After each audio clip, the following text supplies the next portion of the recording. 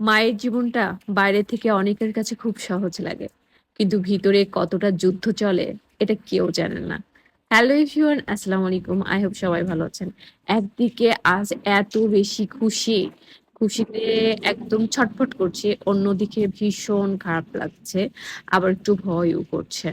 আজ আমার বাড়িতে সোনার খনি আসবে, আর এই সোনার খনির আসার উপলক্ষে মনে হচ্ছে বাড়িতে একটা উৎসব চলছে। কারণ সোনার খনি আনতে গেলে অনেক মানুষের প্রয়োজন। আর এই মানুষগুলোর জন্য খাবার-দাবার রেডি করছিলাম। তার মধ্যেই আমার ২ মেয়েরই প্রচুর পরিমাণে জ্বর। ১ম এ বড়টাকে মাথায় পানি দিয়ে গা হাত পা মুছিয়ে দিলাম। ওষুধ খাইয়ে দিয়েছি, সে তো একদম তাকাতেই পাচ্ছে না। অন্যদিকে ছোটটা একটু সুস্থ ওর তুলনায়। তো ও মোটামুটি বেশ সুস্থ হয়ে আছে। তারপর ওদেরকে আমি একটু পরিপাটি করে রেখে আমি ফ্রেশ হওয়ার জন্য একদম গরম, গরম আদা চা খেয়ে নিচ্ছিলাম। আর তারপরে কিছুক্ষণ যাওয়ার পরে বড় মেয়েটা বলল যে, "মা, আমার এখন একটু ভালো লাগছে, আমাকে একটু পড়তে দাও।" তো আমিও ওর জন্য কিছু পড়াশোনা রেডি করে রাখলাম যে, "তুমি এগুলা করো, আমি একটু রান্না-বান্না করে নিই।" মোটামুটি বাচ্চাদেরকে তো সামলাতে পেরেছি, কিন্তু এদিকে মন ভীষণ খারাপ ছিল। কারণ প্রচুর পরিমাণে মেঘ করছে, ফিসফিস করে বৃষ্টি হচ্ছে, বিদ্যুৎ চমকাচ্ছে। এর মধ্যে এখনো রান্না কমপ্লিট করা হয়নি, মাঠে ধান পড়ে আছে। মানে সব মিলিয়ে আজকে মনটা ভীষণ খারাপ লাগছিল। তো খুব তাড়াহুড়ো করে শুরু করে দিলাম রান্না বান্না, যে আর দেরি করব না। আমি এদিকে কোটাকুটি করছি, চুলায় ভাত চড়ানো হয়ে গেছে। কারণ অনেক মানুষ খাবে, রাইস কুকারে আজকে ভাত রান্না করলে আসলে হবে না। আর এদিকে কি বলবো, মনটা ভালো থাকে। এদিকে জ্বরে কাঁপছে মেয়েরা, উঠানে ধান, মাঠে ধান।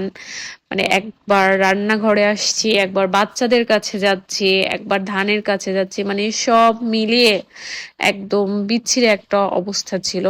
তার মধ্যে আলহামদুলিল্লাহ মানে সবকিছু ঠিকঠাক করে খুব দ্রুত সময়ে রান্না করে সবার জন্য খাবার পাঠাচ্ছিলাম মাঠে। এটা একটা আলাদা ভালো লাগা ছিল। সবাই বলছিল যে প্রচন্ড গরম, এই গরমের মধ্যে তারা আম ডাল খাবে। তো সেটাই করছিলাম। আর এই যে আমার ভাস্তের সাথে আমি এগুলা সব পরিপাটি করে বেঁধে সেধে দিচ্ছিলাম। আলহামদুলিল্লাহ ফিসফিস বৃষ্টি বন্ধ হয়ে গেছে এখন। আমার বাড়িতে সোনার খনি চলে এসেছে, এটা একটা আলাদা আনন্দ ছিল। তো খুব তাড়াহুড়ো করছিলাম যে ধানগুলো অন্তত বাড়ির মধ্যে আসুক, বৃষ্টি হোক যাই হোক, ধান বাড়িতে চলে আসলে আসলে এটা একটা আলাদা ভালো লাগা কাজ করবে। তো ফাইনালি ধানগুলা চলে আসে, তারপরে আকাশটা একটু ক্লিয়ার হয়।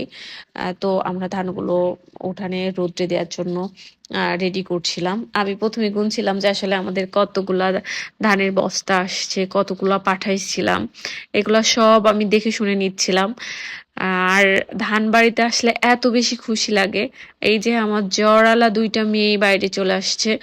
তো মাঠে এখনো ধান আছে, আর আকাশ তো একদম মেঘলা হয়ে আছে। এই কারণে আমি, আমার ফুপু, চাচি, দাদি আমরা সবাই মিলে বস্তাগুলো হচ্ছে খুলে খুলে রোদ্রে দিচ্ছিলাম। আর এটা খুবই ভালো লাগছিল। এমন একটা অবস্থা, সবে মাত্র এগুলা রোদ্রে দিয়েছি, আর আকাশ প্রচুর পরিমাণে ডাকছিল। এই গুরুম গুরুম শব্দটা আমি সত্যি ভীষণ ভয় পাই। তো মাত্র আর কয়েকটা বস্তা খোলা বাকি ছিল, তারপরে মেঘ যখন ডাকছিল তখন তাড়াহুড়ো করে সবাই মিলে আমরা ধানগুলো গুছিয়ে নিচ্ছিলাম যে না, এখনই বুঝি বৃষ্টি চলে আসবে।